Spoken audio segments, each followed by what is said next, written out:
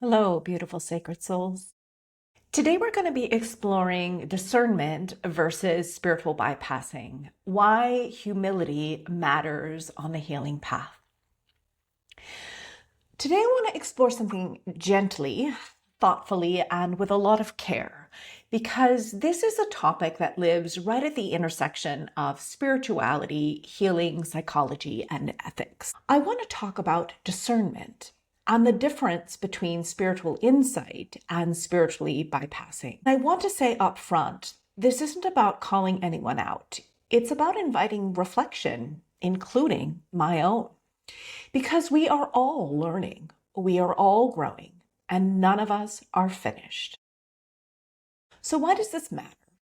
In spiritual spaces, we often hear teachings about consciousness, energy, awakening, higher truth, transcendence. And many of these ideas can be beautiful, meaningful, and deeply supportive. There can be many truths to them. But sometimes, without realizing it, spiritual language can drift into something called spiritual bypassing, which is when spiritual concepts are used consciously or unconsciously to avoid emotional pain, nervous system work, trauma healing, accountability, or the human experience. And that's not because people are bad or the ideas are wrong. It's usually because pain is hard. Vulnerability is scary, and self-reflection can be threatening. So instead of meeting our humanity, we transcend it. What is spiritual bypassing versus integrated spirituality? Well, spiritual bypassing often sounds like we are pure consciousness. Suffering is just an illusion. The ego is the problem. We are beyond human emotion. Although there can be some truth or some aspect of those phrasing that can be helpful, it also misses the complexity of the human experience and the complexity of spirituality. An integrated spiritual approach sounds more like this.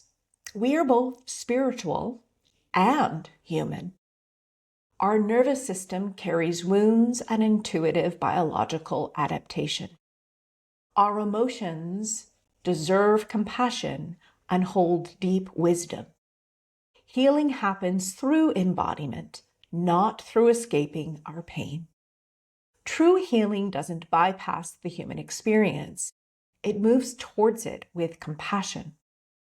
So why does the human experience matter? Well, our bodies, emotions, trauma responses, and attachment patterns are not obstacles to awakening.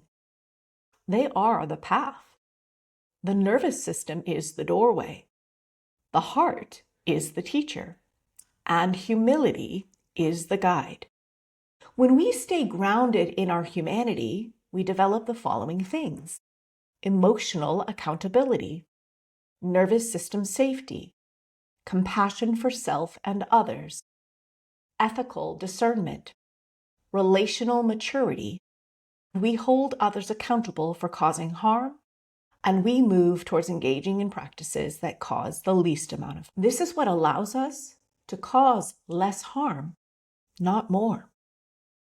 So, a gentle reflective invitation.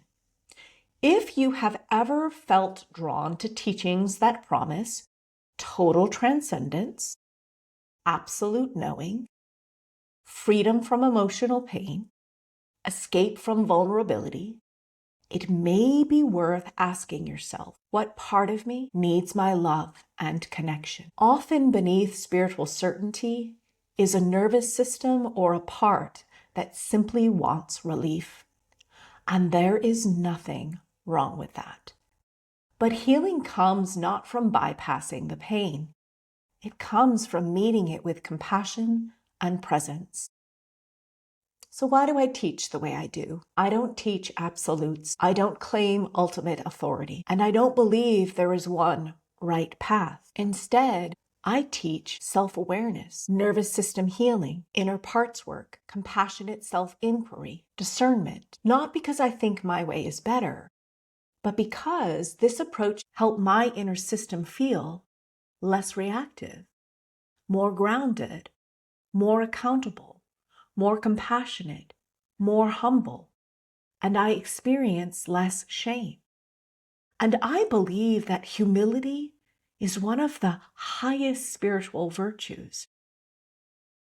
So spiritual maturity is not about knowing more.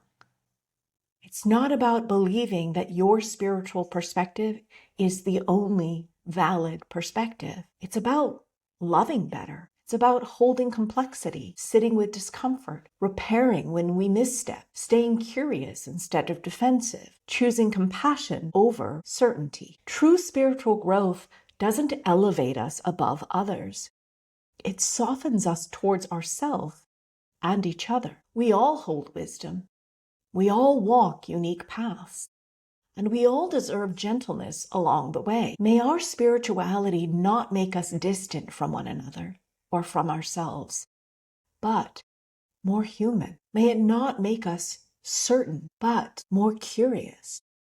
And may it not make us superior, but more compassionate and open to one another. Thank you for walking this journey with me. And if my teaching resonated, I hope you'll consider liking, subscribing, sharing, or commenting. And if you're interested in learning more, I invite you to read my book, The Divine Within: Healing Ourselves to Heal the World, which explores spirituality, psychology, and neuroscience in a trauma-informed way. Or go to my website, blossomingheartwellness.com, to subscribe to my newsletter to find out about online courses and regular postings. I'm sending you deep love and appreciation for who you are, wherever your unique wisdom is. Together we create the whole, and each one of our perspectives are valid in their own way.